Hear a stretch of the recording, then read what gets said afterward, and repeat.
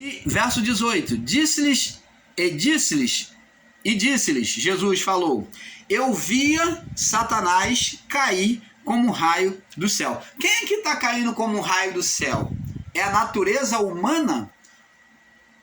É a carne que está caindo? Choveu então? Jesus falou que eu via carne cair. Ele viu a carne cair do céu? Jesus está falando quem caiu do céu? A carne? Era o Satanás aqui, era o próprio Deus, como ele diz que Satanás e o diabo é o próprio Deus, lá do livro de Jó. Era Deus que estava caindo do céu? Jesus está falando, eu via Deus cair do céu? Ou eu via a carne cair do céu como um raio? Porque é isso que eles estão ensinando. Mas Jesus, quando diz, eu via Satanás cair como um raio do céu, ele está falando dos poderes das trevas caindo por terra, sendo vencido, o império sendo o quê? Desfeito, o Satanás sendo destronado por aquela obra de evangelização. Então, partimos aí para a parte 4, né? Satanás e o poder invertido. Você acompanha aí desde a última fala, por favor, para que você entenda. E ele diz aqui, ó, no verso 18, eu vi a Satanás cair como um raio do céu, e eis que vos dou poder. Que poder é esse? Que poder é esse? Explica para nós, já que não é um ser espiritual, não é um inimigo espiritual, então explica para nós, que poder é esse que Jesus está dando a eles para pisar em serpentes? Ó, a mesma serpente apresentada lá em Gênesis, ele usa o termo serpente, que é a representação dos demônios, serpentes e escorpiões, animais peçonhentos, que é a representação dos demônios, serpentes e escorpiões.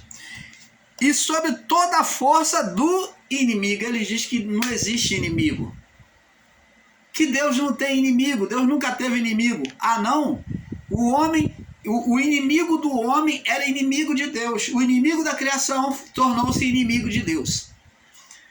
E diz, e todo o poder, toda a força do inimigo.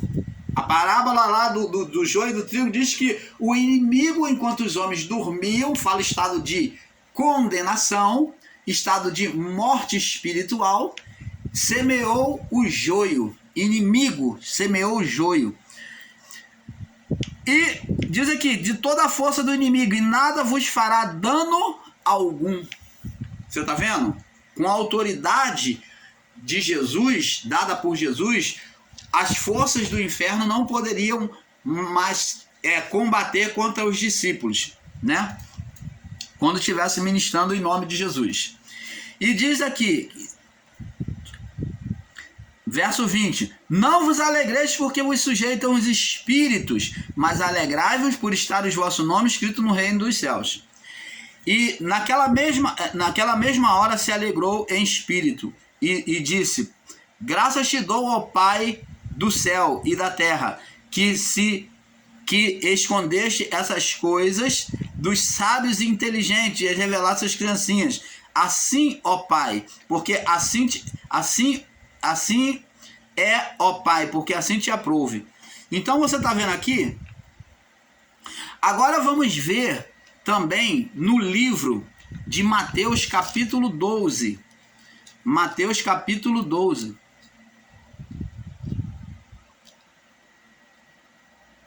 Mateus capítulo 12.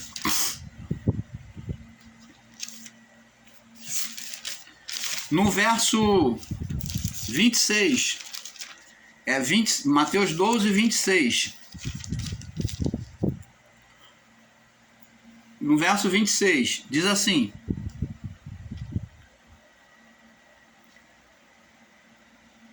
vamos ler do verso 22 em diante, para ter um perfeito entendimento. Diz assim, Mateus 12, 22 em diante, diz assim: trouxeram-lhe um endemoniado, cego e mudo. Como que esse endemoniado era? Estava com demônio. Ele estava cego, não via, e ele também não falava. Ele era cego e mudo. de tal modo que o curou, e o cego e mudo falava e via. Aí eles pegam os literais, ensinadores da graça, e diz: como é que pode um demônio ser mudo? Como é que pode o demônio ser mudo? E eles ficam chacotando, ironizando, falando: não existe demônio mudo. Pior que a vocês ignorantes que não entendem, existem demônios que se manifestam como mudos, sim. Existem demônios que não falam, que na sua manifestação eles não falam. Eu já estive fazendo ato de libertação, ministrando em nome de Jesus, sobre várias pessoas, e uma certa vez me deparei com um demônio que não falava. E eu dava ordem a ele, em nome de Jesus, e tinha uma dificuldade danada uma dificuldade muito grande de expulsá-lo. Por quê? Porque ele era um demônio tipo esse aqui, surdo e mudo. Ele se manifestava com surdez e mudez na sua manifestação. Esse demônio foi chamado de, na época,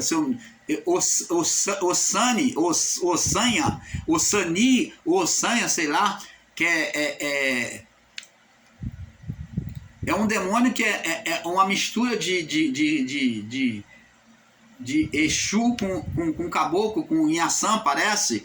Então, esse demônio, eu tive uma dificuldade muito grande de expulsar esse demônio, que na sua manifestação, com uma força tão grande, ele quase me jogou janela abaixo do apartamento. Nesse confronto que eu fui ter com esse demônio, porque ele estava destruindo uma família, uma relação de mãe e filho, aonde eles eram inimigos insuportáveis um do outro. Insuportável um do outro a relação deles. Então eu fui levar o evangelho de Cristo, e nisso, na hora que eu estava falando a palavra de Deus, houve a manifestação sobre a vida daquela mulher. Uma mulher que não frequentava terreiros de macumba, nada disso. Mas houve uma forte manifestação ao eu anunciar a palavra de Deus com amor, de que ela tinha que ter amor pelo filho, e sobre a palavra, ali pautando sobre a palavra, o ensino do amor de Deus. Então, essa força espiritual não suportou a entrada do bem, da manifestação de Deus, da bondade de Deus, sendo colocada dentro do coração daquela mulher que ouvia. Então manifestou aquele demônio. E nessa manifestação, quando eu tentei expulsar, houve uma resistência muito grande. Eu dava ordem em nome de Jesus e ele não queria de forma alguma se sujeitar. Me pegou aqui, pelo colarinho assim, e quase me jogou janela abaixo do 7º andar, no apartamento.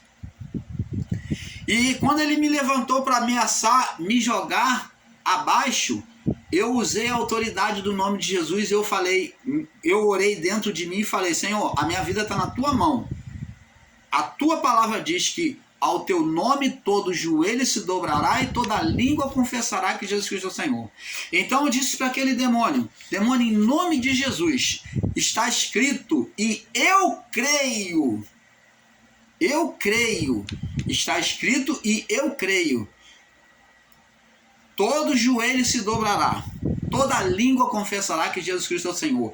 E você, aqui e agora, vai ser o primeiro a se dobrar agora. Cai por terra em nome de Jesus. Então ele se caiu, ele se desmontou ao ouvir aquela palavra pronunciada com fé, com autoridade, em nome de Jesus. Então a força prevaleceu dele contra mim, mas a força espiritual de Deus fez com que aquele demônio desabasse. Ele caiu, foi lançado por terra de joelho, já amarrado com os braços para trás. Ficou ali inoperante. A partir dali, é claro que diante de uma manifestação poderosa de Deus dessa, a sua fé se avulta, né? Você, então, em nome de Jesus, você se encoraja mais ainda, porque você vê a manifestação de Deus. Então agora, prato feito, eu jantei aquele demônio. Então agora ali, em nome de Jesus, ele foi submisso, o leão se transformou-se num gatinho. Então, em nome de Jesus, expulsei, e depois de ter expulsado em nome de Jesus, eu conversei com aquela família, juntei, o filho apareceu naquele momento e trouxe a mãe, orei pelo filho também, manifestou o demônio, expulsei, e agora ali eu fiz, pela palavra de Deus, eu trouxe o filho e a mãe, eu fiz eles se reconciliarem mediante a palavra pregada. Então Deus me usou naquele momento para reconciliar. A partir dali, aqueles dois tornaram-se um.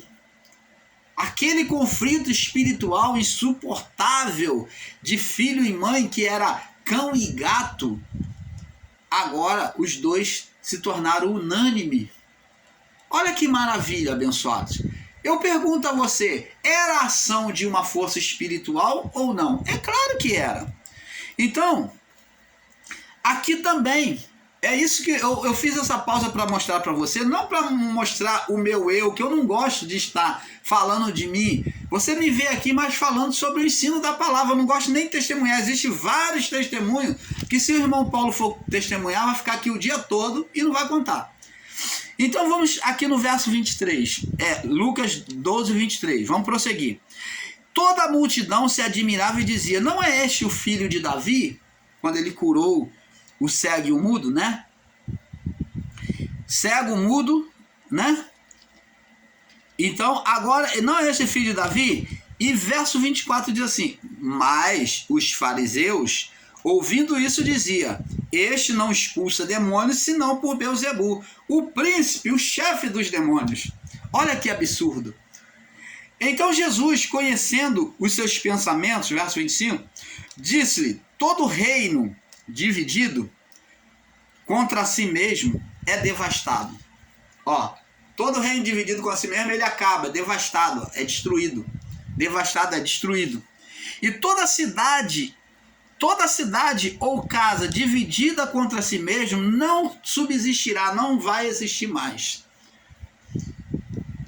Se Satanás expulsa Satanás, está dividido contra si mesmo. E como subsistirá o seu reino? Como é que vocês aí ensinam que o Satanás lá de Jó é o próprio Deus? Que o Satanás é a matéria do próprio Deus, é o próprio Deus materializado, é o Satanás. Como é que está escrito aqui? Se Satanás está dividido contra si mesmo, então Deus, se ele é o Satanás, então ele está dividido contra si mesmo. Ele estava lutando lá em Jó contra si mesmo, estava vendo um confronto de Deus com os seus pensamentos, ora ele era bom e ora ele era mau. Mas Tiago diz que em Deus não há variação. Que em Deus não há sombra de variação. E como é que fica isso? Como é que Deus é o Deus e Satanás? Que Deus é Deus e é a matéria. Se Satanás expulsa Satanás, se Deus está expulsando ele mesmo, já que ele é Satanás, se Satanás é a carne do homem, como é que pode isso? Como é que pode? Se é a carne, então, como é que pode? Jesus tem expulsado isso. E diz aqui o verso 27, se eu expulso demônios por Beelzebu, pelo príncipe dos demônios, né? Servo de Satanás, né? O príncipe de Satanás. Se eu expulso demônio pelo príncipe de Satanás, que é Beelzebu, por quem expulsa os vossos filhos? Por quem é que vai expulsar os outros demônios? Porquanto eles mesmos serão os vossos próprios juízes, acusadores. Você está vendo? Mas se eu expulso demônios, Satanás, pelo Espírito de Deus, é chegado a vós o reino de Deus. Ou como pode alguém entrar na casa do homem valente? Quem é o valente? O Satanás. Valente por quê? Por causa do poder que foi lhe dado. Valentia aqui dele está sendo demonstrado pelo poder e autoridade que foi lhe dado. Vamos ler Lucas 4. Diz aqui, 4:6. E disse o diabo: dar-te-ei a ti este poder e a sua glória, porque a mim me foi entregue, eu dou a quem eu quero. Então ele é valente, tornou-se valente quando ele recebeu a legalidade. Quando ele recebeu a legalidade, tornou-se valente ou não? Tornou-se. Então, abençoado, ele, quando o homem pecou, ele passou a ter legalidade para dominar o homem. Então, Paulo vem dizer isso de uma forma diferente. Vamos ver como Paulo diz aqui sobre essa legalidade. Vamos ver, Colossenses capítulo 2. Colossenses capítulo 2. Colossenses capítulo 2, no verso 14. Diz assim, olha como que Paulo diz sobre essa legalidade que tornou Satanás valente, deu essa legalidade, essa autoridade e poder a ele. Vamos lá. Colossenses 2, no verso 14 ao 18. Vamos ler. Olha só.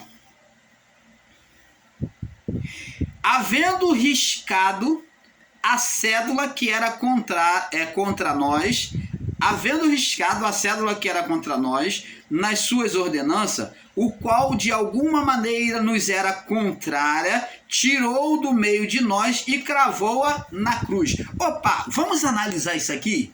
Vamos entender qual é essa cédula que era contrária contra nós e Cristo retirou e cravou na cruz. Você viu algum papel lá na cruz, alguma cédula cravada lá no madeiro? Não. Qual é a cédula que foi cravada no madeiro? O seu próprio corpo de condenação.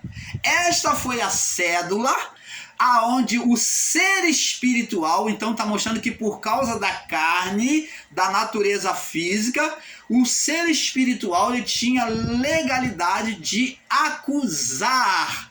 Cédula é contrato de condenação.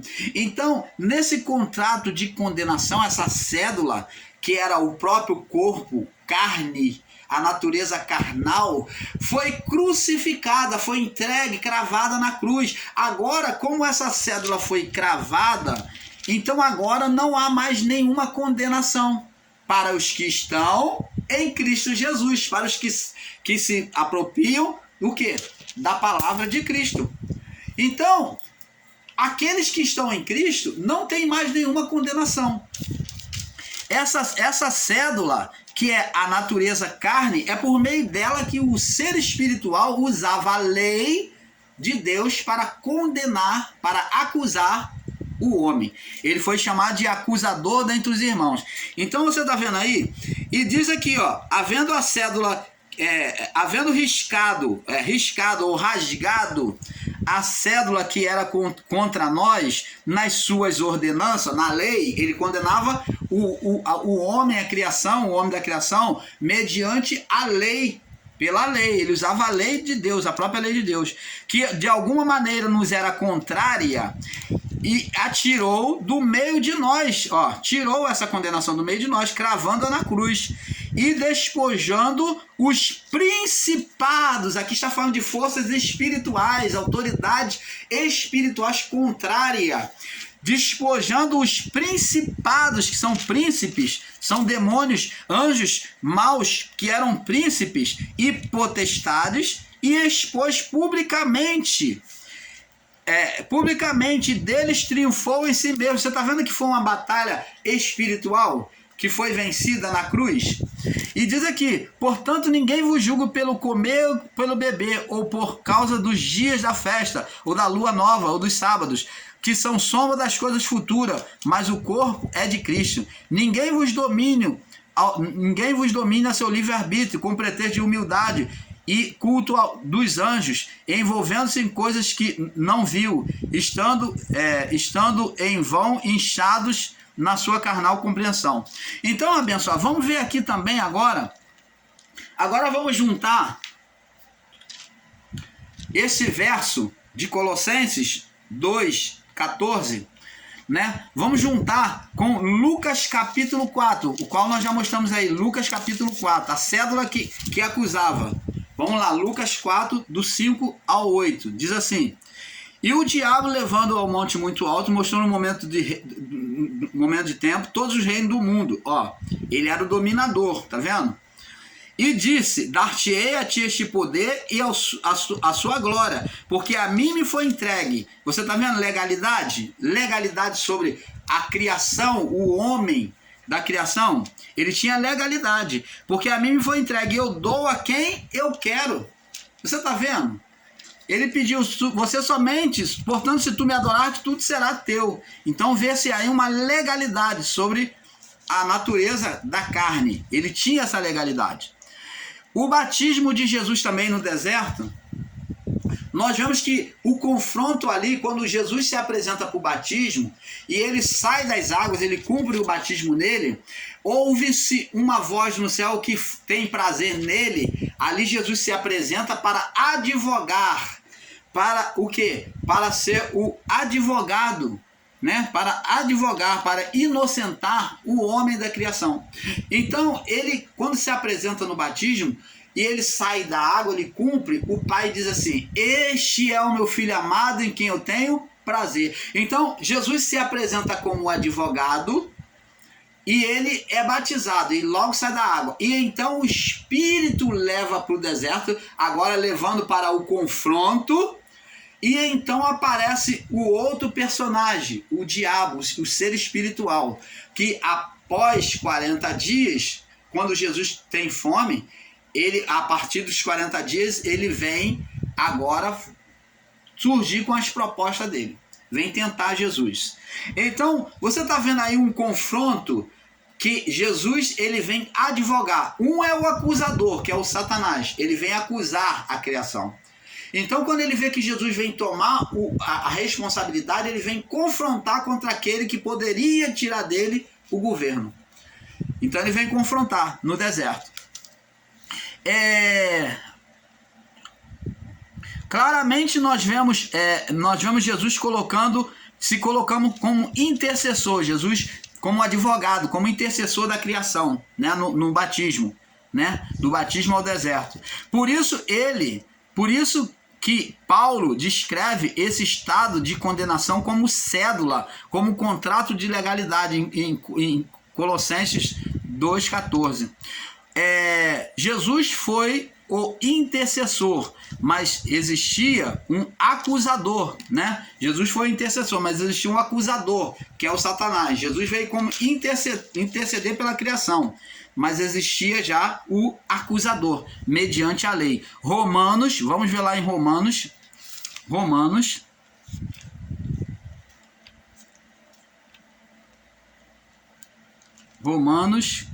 capítulo 8, Romanos 8, no verso 33. Diz assim: quem intentará acusação contra os escolhidos de Deus? É Deus quem os justifica. Quem é que condena? Pois Cristo quem morreu, ou antes, quem ressuscitou dentre os mortos, o qual está à direita de Deus e que também intercede por nós. Você está vendo que aí ele se coloca como intercessor e o diabo como acusador da criação. Então, em Apocalipse, nós vemos também, Apocalipse 12, vamos ler lá Apocalipse 12, o diabo como acusador da criação, do homem da criação. Acusador do homem na criação. Diz assim, Apocalipse 12, no verso 10, 11, diz assim: e ouvi uma grande voz do céu que dizia: agora é chegado a salvação, cada obra de Cristo, né? Foi completada a obra de Cristo na cruz. A força, o reino do nosso Deus, o poder do seu Cristo, porque já o acusador dos nossos irmãos é derrubado, o qual diante do nosso Deus os acusava de dia e de noite. E eles dizem que não existia acusador. Quem foi que acusar Jó? Foi quem? O Satanás, o diabo. Ele mostrou-se acusando Jó, acusou Moisés, acusou também Josué, buscou acusar Josué. Lembra que ele quis o corpo de Moisés? Buscou acusar Josué. Nós vemos aí na palavra o acusador, que vem requerer acusar, buscando, achando que está na sua legalidade, vem querer acusar. E Paulo diz que Satanás é o acusador dentre os irmãos, né? Dentre os irmãos. Ele usa pessoas e ele acusa diante de Deus. Ele acusava diante de Deus. Ele buscava acusar. É por meio da lei que ele usava para buscar acusar. Lucas capítulo 18, no verso 7. 18, no verso 7. Vamos ver aqui. Diz aqui.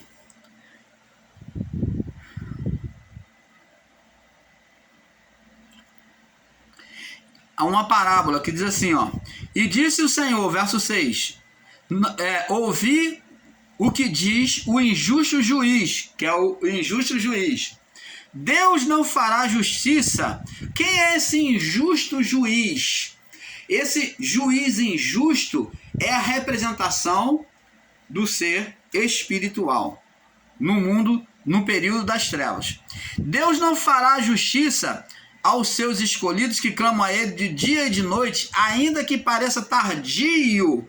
Por que tardio? Porque nesse período em que oramos, há um confronto espiritual, onde o acusador busca tentar impedir de sermos abençoados, de que as nossas orações sejam atendidas, porque ele vem fazer oposição àquilo que nós pedimos, na nossa legalidade como filho. E digo, não fará justiça aos seus escolhidos, escolhidos, ainda que é escolhidos, tá vendo? Eles são escolhidos, mas eles tinham uma barreira. Por quê? Que clamam a ele dia e de noite, ainda que pareça tardio, demorado, com obstáculo para com eles, digo-vos que depressa fará justiça. Quando, porém, vier o Filho do Homem, porventura achar fé na terra?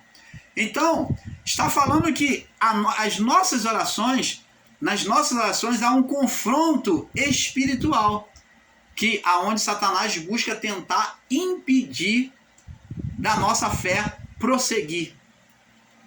Então, às vezes parece demorado a sua oração ser atendida, porque está havendo uma luta espiritual, um confronto espiritual, para que você não alcance aquilo que você tem pedido de Deus. Porque a sua fé está sendo provada, está sendo testada. Você está entendendo, amado? Então, abençoado, é isso que nós buscamos ensinar a vocês. Vamos agora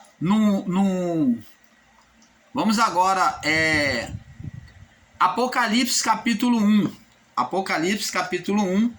Vamos prosseguindo no entendimento. Apocalipse capítulo 1.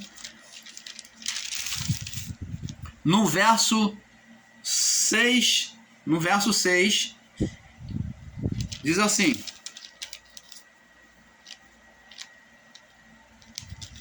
Apocalipse 1, 6, deixa eu ver. Apocalipse 2, 1, deixa eu ver. Não, aqui o irmão Paulo marcou a referência errada.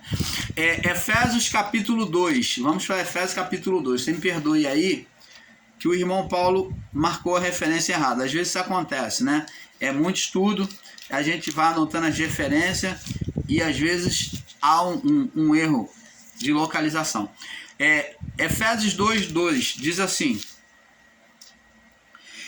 e vamos ler do verso 1 e o 2, diz assim: e vos vivificou, deu vida, né, estando mortos, vivificou como? Espiritualmente, mortos, estando vós mortos em ofensas e pecados, e que no outro tempo andaste segundo o curso deste mundo, que era carnal, né? Segundo o príncipe das potestades do ar, está falando de um ser espiritual, segundo o príncipe, que é o dominador das potestades do ar, acima do globo terrestre. Tá vendo? Potestades do ar. Ele estava sentado acima do globo terrestre. Do espírito da potestade do ar, do espírito que agora opera nos filhos da desobediência. Você está vendo? Entre os quais todos nós também, Paulo se inclui, antes andávamos nos desejos da nossa carne. Você está vendo? Que o ser espiritual incitava os desejos carnais, a desobediência a Deus, fazendo fazendo a vontade da carne, dos pensamentos. Éramos, por natureza, filhos da ira, como os outros também. Você está vendo? Aqui, mas Deus, que é riquíssimo em misericórdia, pelo seu muito amor com que nos amou, estando nós ainda mortos em ofensa, vos vivificou juntamente com Cristo. Pela graça sois salvos. Você está vendo, abençoado? Agora, vamos prosseguir aqui, vamos prosseguindo mais adiante. Vamos ler agora, ver a referência em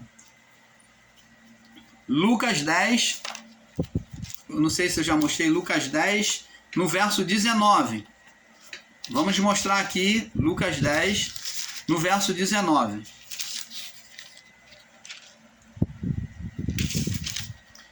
Verso 19.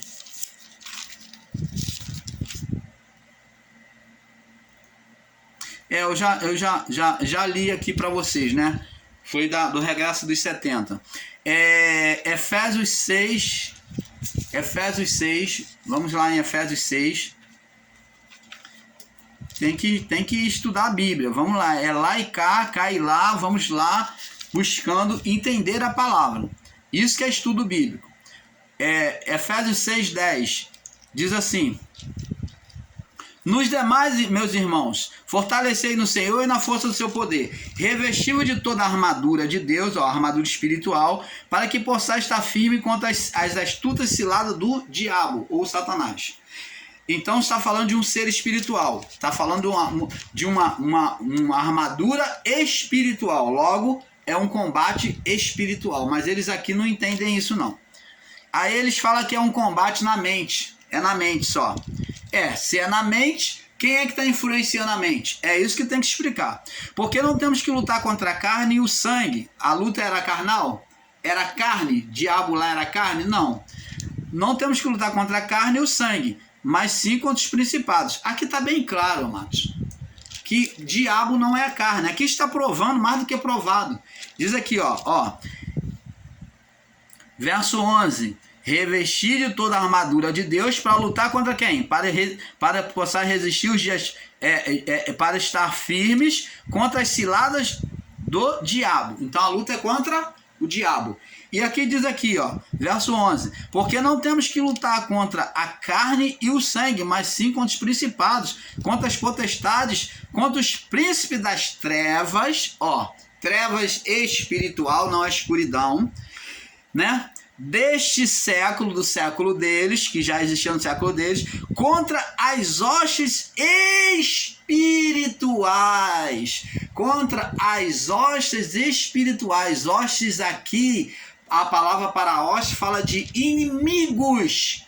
Forças espirituais inimigas. Contra as hostes espirituais da maldade, do mal. Nos lugares, além de ser hostes espirituais, era espírito. E aqui diz que era nos lugares acima, no céu deste mundo. Nos lugares celestiais, nos espaços, em todos os lugares. Então,